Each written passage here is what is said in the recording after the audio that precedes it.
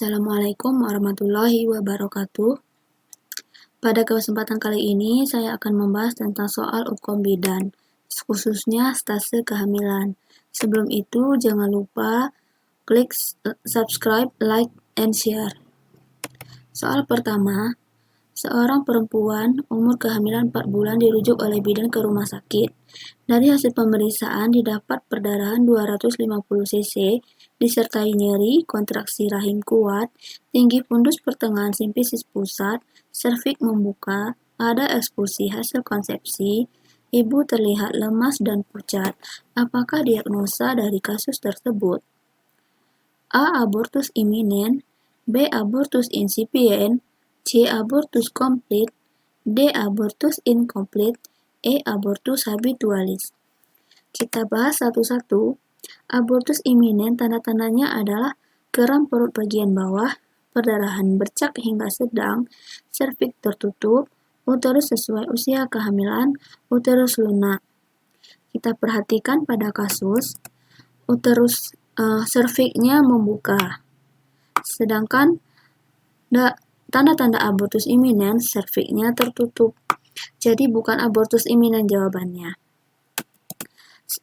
Abortus insipient, tanda-tandanya adalah kram perut bagian bawah, ekspulsinya tidak ada, perdarahan sedang hingga banyak, serviks terbuka, uterus sesuai usia kehamilan. Kita perhatikan lagi, di sini serviksnya membuka sudah sama, tapi dalam abortus insipient ekspulsinya tidak ada. Sedangkan dalam kasus terdapat ekspulsi hasil konsepsi. Sedangkan tanda abortus insipient ekspulsinya tidak ada, jadi bukan abortus insipient. Selanjutnya abortus komplit. Tanda-tandanya adalah sedikit atau tanpa nyeri perut bawah. Riwayat ekspulsi hasil konsepsi ada. Perdarahan bercak hingga sedang, serviks tertutup atau terbuka, uterus kecil dari usia kehamilan. Kita perhatikan lagi tanda-tanda di kasus sudah hampir mirip dengan tanda-tanda abortus komplit. Kita lihat lagi uterusnya. Di sini uterusnya kecil dari usia kehamilan. Sedangkan di sini tinggi fundus pertengahan simfisis pusat. Itu artinya sama dengan usia kehamilan. Jadi bukan abortus komplit. Selanjutnya abortus incomplete. Tanda-tandanya adalah kram perut bagian bawah, ekspulsi sebagian, perdarahan sedang hingga banyak, serviks terbuka, uterus sesuai usia kehamilan. Kita lihat di kasus serviksnya membuka, perdarahannya sedang hingga banyak, kemudian uterus sesuai usia kehamilan, perdarahan ekspulsinya sebagian, dan di sini ada ekspulsi hasil konsepsi. Jadi jawabannya tepat itu adalah D. Sedangkan E, abortus habitualis itu merupakan abortus yang sudah terjadi berulang kali. Jadi jawabannya tepat adalah D. Abortus incomplete. Selanjutnya, seorang bidan di puskesmas sedang memeriksa ibu hamil. Ibu sudah merasakan gerakan janin dan sering buang air kecil. Mual muntah di pagi hari yang dirasakan sudah mulai berkurang. Sesekali menginginkan makanan tertentu atau mengidam. Tinggi fundus 3 jari di bawah pusat. Manakah yang termasuk sebagai tanda pasti kehamilan dari kasus di atas? A. Mengidam, B. Sering buang air kecil, C. Gerakan janin, D. Mual muntah, E. Tinggi fundus sesuai umur kehamilan. Menurut Elizabeth Walyani, tanda-tanda kehamilan dibagi menjadi 3. 1. Tanda dugaan hamil, yaitu amenore, mual dan muntah, mengidam, kelelahan, payudara tegang, sering miksi, konstipasi atau obstipasi, pigmentasi kulit, varises. Yang kedua, tanda kemungkinan hamil, pembesaran perut, tanda Hegar, tanda Gudel, tanda Chadwick, tanda Piszczek, kontraksi Braxton Hicks, teraba ballottement, dan planotes positif. Yang ketiga, tanda pasti hamil, yaitu ada gerakan janin, ada denyut jantung janin, dan teraba bagian janin. Yang diminta adalah tanda pasti kehamilan. Mengidam merupakan tanda dari dugaan hamil. Sering BAK juga tanda dugaan hamil, yaitu sering miksi. Mual muntah juga merupakan tanda dugaan hamil. Jadi, tanda pasti hamil adalah gerakan janin. Jadi, jawaban yang tepat adalah C, gerakan janin. Selanjutnya, seorang perempuan umur 28 tahun hamil 24 minggu datang ke posyandu. Dari hasil pemeriksaan diperoleh hasil tekanan darah 120/80 mmHg, nadi 80 kali per menit, suhu 36,5 derajat Celcius, pernapasan 24 kali per menit, lila 24 cm, DJJ denyut jantung janin 135 kali per menit. Berapakah tinggi fundus uteri yang normal pada kasus di atas? A. 3 jari di bawah pusat, B. setinggi pusat, C. 3 jari di atas pusat, D. pertengahan simfisis pusat, E. 3 jari di bawah prosesus sifoideus. Di sini ada tabel usia kehamilan dalam minggu dan tinggi fundus uteri. Yang diminta adalah usia kehamilan 24 minggu. 24 minggu itu setinggi pusat. Jadi jawaban yang tepat adalah B, setinggi pusat. Selanjutnya, Nyonya F umur 29 tahun hamil kedua. Datang ke bidan praktek mandiri dengan keluhan amenorrhea 3 bulan. Ibu mengatakan keluar darah sejak kemarin. Ibu F merasa sering mual, kadang-kadang muntah. Perut terasa nyeri. Hasil pemeriksaan tinggi fundus 3 jari di bawah pusat. Tidak teraba balotemen. Hasil pemeriksaan perdarahan per vaginam, darahnya berwarna kecoklatan. Keluar jaringan seperti anggur. Diagnosa yang tepat adalah A. Kehamilan dengan hiperemesis gravidarum, B. Kehamilan dengan abortus iminen, C. Kehamilan dengan mola hidatidosa, D. Kehamilan ektopik, E. Kehamilan dengan anemia. Yang kita lihat yang A, kehamilan dengan hiperemesis gravidarum. Tanda-tanda yang ada di sini adalah sering mual, kadang-kadang muntah, tidak mengarah ke hiperemesis gravidarum. Jadi bukan A. Kita lihat yang abortus iminen, tanda-tandanya kram perut bagian bawah, perdarahan bercak hingga sedang, serviks tertutup, uterus sesuai usia kehamilan, uterus lunak.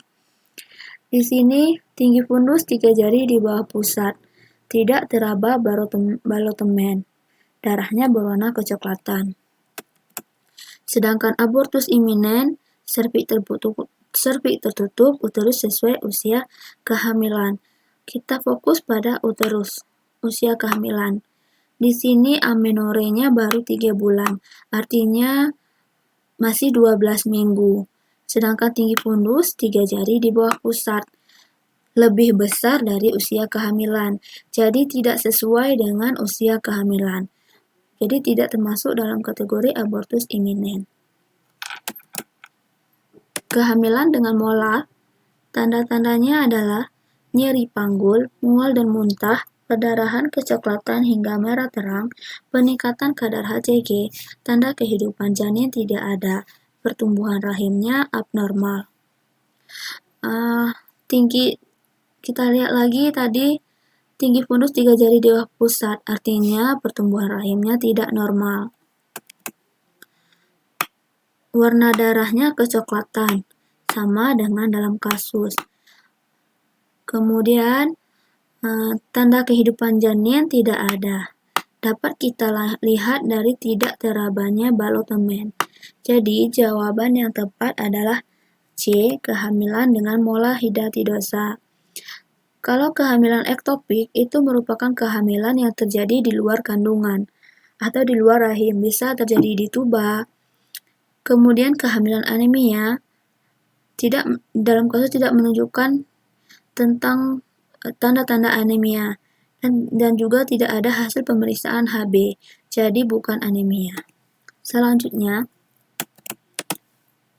seorang perempuan umur 25 tahun hamil pertama, usia kehamilan 9 bulan, pola nutrisi baik, sekarang mulai mengurangi aktivitas rumah, berat badan sebelum hamil 45 kg, tinggi badan 150 cm, tinggi fundus 32 cm, kepala sudah masuk pintu atas panggul. Berapakah taksiran berat janin pada kasus di atas? A. 3.100 gram, B. 3.255 gram, C. 3.410 gram, D. 3.500 gram, E. 3.550 gram. Untuk menentukan taksiran berat janin, kita dapat menggunakan rumus McDonald, yaitu tinggi fundus dalam sentimeter dikurang N dikali dengan 155 gram. N ini, bila kepala janinnya sudah masuk pintu atas panggul, maka N-nya sama dengan 11. Sedangkan bila kepala janin belum masuk pintu atas panggul, maka N-nya sama dengan 12. Kita masukkan ke rumus, tinggi fundusnya adalah 32. Jadi 32 dikurang 11, karena N sudah masuk PAP. 32 dikurang 11 dikali dengan 155 sama dengan 21 kali dengan 155. Jadi hasilnya 3.255 gram. Jawabannya adalah B. Selanjutnya, seorang perempuan usia 27 tahun hamil anak pertama, usia kehamilan 10 minggu, datang bersama suami ke klinik dengan keluhan mual muntah setiap makan. Hasil pemeriksaan fisik diperoleh keadaan umum ibu baik.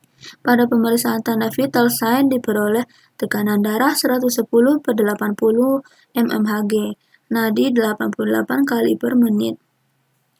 Pernapasan 20 kali per menit, suhu 36,5 derajat Celcius.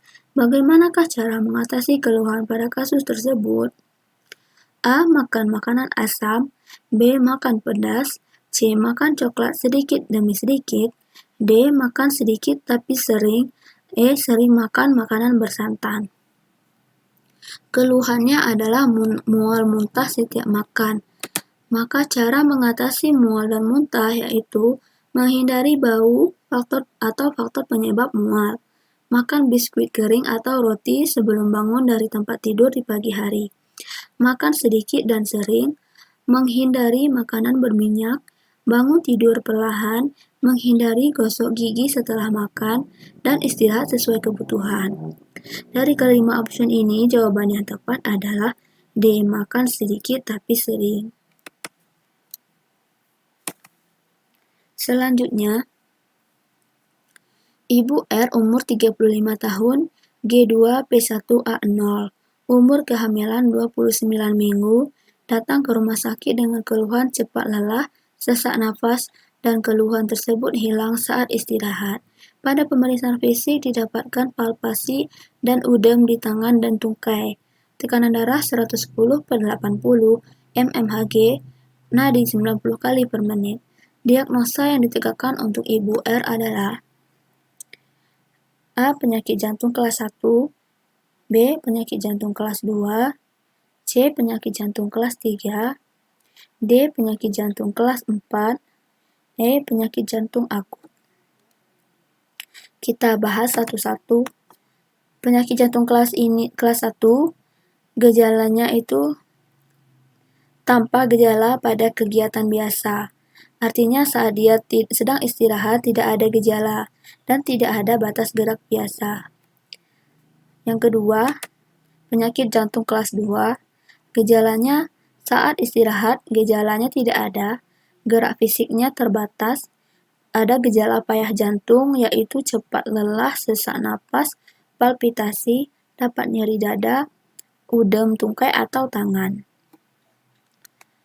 Dalam kasus itu disebutkan keluhan cepat lelah, sesak napas, dan hilang saat istirahat. Gejalanya hilang saat istirahat, artinya saat istirahat gejalanya tidak ada. Gerak fisik terbatas. Sudah ada gejala payah jantung yaitu cepat lelah, sesak napas, palpitasi. Juga sudah ada udem di tangan dan tungkai. Kita simpan dulu jawaban B. Kita lihat jawaban C, penyakit jantung kelas 3. Gerakan sangat terbatas karena gerakan minimal saja telah ada gejala payah jantung. Penyakit jantung kelas 4, dalam keadaan istirahat sudah terjadi gejala payah jantung. Artinya saat ia sedang istirahat pun sudah terjadi gejala-gejala payah jantung seperti cepat lelah, sesak napas, palpitasi, udem tungkai dan tangan. Jadi jawaban yang tepat adalah B, penyakit jantung kelas 2. Karena di sini disebutkan keluhan hilang saat istirahat sesuai dengan tanda-tanda penyakit jantung kelas 2. Jadi jawabannya adalah B. Selanjutnya, seorang ibu usia 29 tahun, G3P2A0, usia kehamilan 33 minggu, datang ke praktek bidan mengeluhkan nyeri pada punggung bagian belakang. Hasil pemeriksaan didapatkan TTV dalam batas normal. Tinggi fundus pertengahan pusat dan prosesus sifoideus. Punggung kanan, letak kepala. Denyut jantung janin 125 kali per menit. Konseling yang tepat pada kasus tersebut adalah A. Fleksikan lutut ke abdomen. B. Ayunkan panggul atau miringkan panggul. C. Membungkuk ke arah nyeri. D. Hindari memakai pakaian ketat. E. Posisi menghadap ke samping saat berbaring. Yang ditanya adalah konseling yang tepat untuk kasus ibu mengeluhkan nyeri pada punggung bagian belakang. Jadi konseling yang diberikan adalah konseling untuk mengatasi nyeri pada punggung bagian belakang. Cara mengurangi nyeri punggung bagian bawah atau bagian belakang yaitu postur tubuh yang baik, mekanisme tubuh yang tepat saat mengangkat, menghindari membungkuk berlebihan, angkat beban dan berjalan tanpa istirahat, mengayunkan panggul atau miringkan panggul, kompres es pada punggung, pijatan atau usapan pada punggung. Kita lihat, perhatikan kelima option tadi, yang lebih tepat adalah B, ayunkan panggul atau miringkan panggul. Seorang wanita berusia 32 tahun, G2P1A0, umur kehamilan 28 minggu, datang ke rumah sakit dengan keluhan mengeluarkan darah banyak dari jalan lahir, warna merah segar, tidak disertai nyeri perut, hasil pemeriksaan keadaan umum lemah, pucat, denyut jantung janin 155 kali per menit, reguler, pemeriksaan USG plasenta terletak di segmen bawah rahim. Apakah diagnosa yang tepat untuk kasus di atas? A. Solusio plasenta, B. Plasenta accreta, C. Plasenta increta, D. Retensio plasenta, E. Plasenta previa. Kita bahas satu-satu. Plasenta solusio plasenta. Solusio plasenta adalah plasenta terlepas sebelum waktunya. Ditandai dengan bagian perut tegang dan keras, ada nyeri tekan, perdarahan kehitaman, palpasi, sukar, DJJ-nya negatif. Di sini DJJ-nya ada, sedangkan solusio plasenta DJJ-nya tidak ada. Dan ada nyeri tekan. Di sini tidak disertai nyeri perut. Warna darah kehitaman. Di sini warna darahnya merah segar. Jadi bukan solusio plasenta. Plasenta accreta, kita bahas dulu plasenta previa, yaitu plasenta yang berimplantasi pada segmen bawah rahim dan menutupi sebagian atau seluruh OUI. Ditandai dengan perdarahan bercak merah segar dan nyeri tekan tidak ada. Di sini bercak berwarna merah segar. Ya, dan sama dengan kasus nyeri tekannya tidak ada nyeri. Jadi jawaban yang tepat itu adalah plasenta previa. Sementara retensio plasenta itu merupakan plasenta yang belum lahir setelah 30 menit bayi lahir pada manajemen aktif kala 3. Plasenta accreta dan increta merupakan bagian dari retensio plasenta. Plasenta akreta yaitu plasenta melekat pada lapisan superficial myometrium. Sedangkan inkreta, plasenta melekat pada lapisan myometrium yang lebih dalam. Jadi, kedua plasenta ini tidak ada hubungannya dengan kasus, karena ini terjadi pada manajemen aktif skala 3. Selanjutnya, seorang perempuan berusia 24 tahun datang ke bidan praktek mandiri mengeluh sudah terlambat haid 2 minggu. Hasil pemeriksaan PP test positif, TTV dalam batas normal, vulva dan vagina berwarna kebiru-biruan. Disebut apakah tanda kehamilan pada kasus tersebut? A. Tanda Hegar, B. Tanda Piszczek, C. Tanda Gödel, D. Tanda Chadwick, E. Tanda McDonald. Tanda Hegar itu adalah kondisi ismus menjadi lunak dan mudah tertekan. Tanda Piszczek, pembesaran uterus ke salah satu arah sehingga menonjol jelas ke arah pembesaran tersebut. Lalu tanda Gödel, pelunakan serviks dari yang tadinya sekeras ujung hidung menjadi seperti bibir pada saat kondisi hamil. Lalu tanda Chadwick, yaitu warna kebiruan atau keunguan pada vulva dan mukosa vagina. Tanda McDonald, serviks dan uterus dapat dengan mudah ditekuk pada pertemuannya. Jadi yang lebih cocok pada kasus adalah tanda Chadwick, yaitu warna kebiruan atau keunguan pada vulva. Jadi jawabannya adalah D, tanda Chadwick. Selanjutnya, seorang perempuan usia 25 tahun datang ke praktek bidan pada tanggal 27 Februari 2019, mengatakan sudah tidak haid selama 2 bulan. Ia mengeluh mual dan muntah di pagi hari. HPHT atau hari pertama haid terakhir, tanggal 24 Desember 2018. Kapankah perkiraan lahir perempuan tersebut? A. 31 Agustus 2019, B. 30 Agustus 2019, C. 31 September 2019, D. 30 September 2019, E. 29 September 2019. Cara menentukan hari perkiraan lahir adalah kita dapat menggunakan rumus Nagel, yaitu HPHT ditambah 7 hari dikurang 3 bulan, atau bisa juga HPHT ditambah 7 hari dikurang 3 bulan ditambah 1 tahun. Maka tanggal 24 Desember, tanggalnya ditambah dengan 7 sama dengan 31, lalu bulannya 12 dikurang dengan 3 sama dengan 9, sedangkan tahunnya ditambah dengan 1, jadi 2019. Maka hari perkiraan lahirnya adalah 31 September tahun 2019. Jadi jawabannya adalah C, 31 September 2019. Selanjutnya, seorang wanita berusia 24 tahun, G1P0A0, hamil 8 minggu, datang ke bidan praktek mandiri untuk melakukan pemeriksaan kehamilan. Ibu mengeluh mual dan muntah pada pagi hari. Hasil pemeriksaan TTV dalam batas normal. Berat badan 50 kg, HB 11 gram per sen. Bidan memberikan imunisasi TT1. Kapan ibu harus melakukan pemeriksaan HB selanjutnya? A. Saat ada keluhan, B. Pada trimester 2, C. Pada trimester 3, D. 1 bulan lagi, E. Tidak perlu lagi periksa HB. Pemeriksaan HB itu dilakukan pada kunjungan ibu hamil pertama kali dan menjelang persalinan. Tujuannya untuk mendeteksi secara dini apakah ibu mengalami anemia.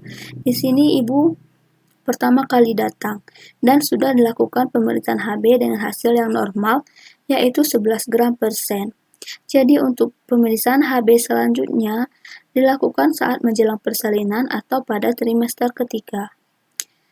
Jika di sini ditemukan HB-nya tidak normal, maka pemeriksaan HB dilakukan 1 bulan lagi. Jadi jawaban yang tepat adalah C, pada trimester ketiga. Selanjutnya, seorang wanita berusia 26 tahun, G1P0A0, usia kehamilan 30 minggu, datang ke BPM untuk memeriksakan kehamilannya. Ia mengeluhkan susah buang air besar. Hasil pemeriksaan diperoleh berat badan 54 kilo, TTV dalam batas normal, tinggi fundus 3 jari di atas pusat, punggung kanan letak kepala, DJJ 132 kali per menit. Konseling yang tepat untuk mengatasi kasus tersebut adalah A. Makan sedikit dan sering. B. Makan makanan berlemak. C. Hindari pemakaian pakaian ketat. D. Makan makanan berserat. E. Makan makanan tinggi protein. Ibu mengeluhkan susah BAB, jadi konseling yang diberikan adalah cara untuk mengatasi susah buang air besar. Penanganan konstipasi atau susah BAB yaitu asupan cairan yang adekuat, istirahat cukup, minum air hangat saat bangun tidur untuk merangsang peristaltik, makan makanan berserat, dan mengatur pola defekasi.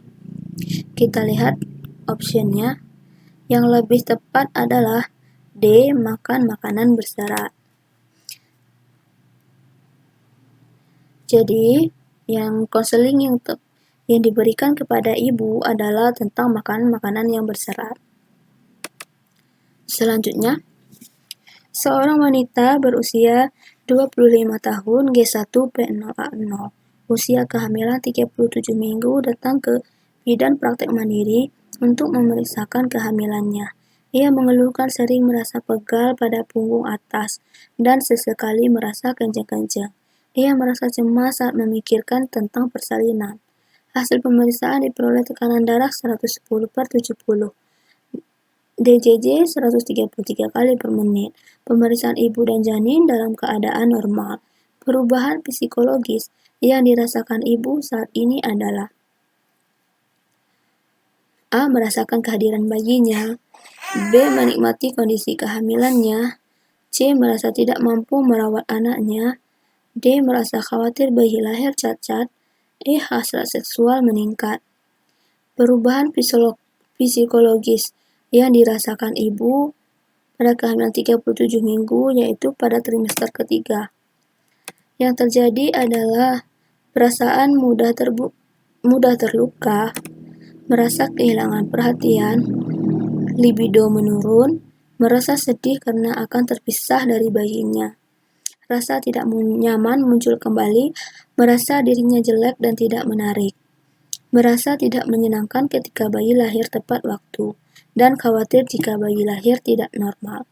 Kita lihat kelima ini. Dari berbagai tanda-tanda psikologi trimester ketiga, perubahan yang terjadi pada trimester ketiga, jawaban yang lebih tepat adalah D. Merasa khawatir bayinya lahir cacat, yaitu khawatir jika bayi lahir tidak normal. Jadi jawabannya D. Nah, seorang wanita berusia 29 tahun G2P1A0, usia kehamilan 30 minggu, datang ke BPM untuk memeriksakan kehamilannya. Ia mengeluhkan sering pusing, pandangan mata kabur, nyeri bagian ulu hati, dan bengkak pada kakinya. Hasil pemeriksaan berat badan 62 kilo, tekanan darah 150/100 mmHg, protein urin positif 2. Tujuan utama dari pemeriksaan yang bidan lakukan pada kasus tersebut adalah A. Mengenali keadaan janin. B. Pengenalan komplikasi dan pengobatan. C. Mengenali tanda persalinan. D. Penapisan dan pengobatan anemia. E. Memantaukan perencanaan persalinan. Nah, khusus pertanyaan yang terakhir ini, silakan teman-teman jawab di kolom komentar. Nanti akan saya berikan jawaban yang benarnya. Sekian dulu untuk video kali ini. Semoga bermanfaat. Terima kasih sudah menonton. Kita jumpa lagi pada video selanjutnya.